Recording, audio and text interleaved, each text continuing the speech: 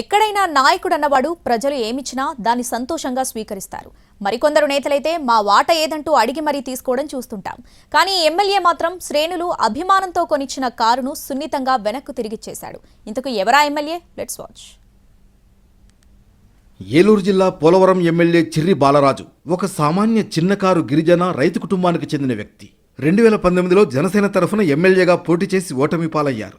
తిరిగి 2024లో కూటమి అభ్యర్థిగా జనసేన పార్టీ తరఫున పోలవరం నుంచి పోటీ చేసి విజయం సాధించారు. నిత్యం ప్రజల్లో తిరగడానికి, ప్రజా సమస్యలు తెలుసుకోవడానికి, మారుమూల ఏజెన్సీ గ్రామాలను సందర్శించడానికి అనువుగా ఉండేందుకు కరాటం రాంబాబు ఫ్యామిలీ, బుట్టాయిగూడెం గ్రామ జన సైనికులు ఫార్చ్యూనర్ కారును బహూకరించారు.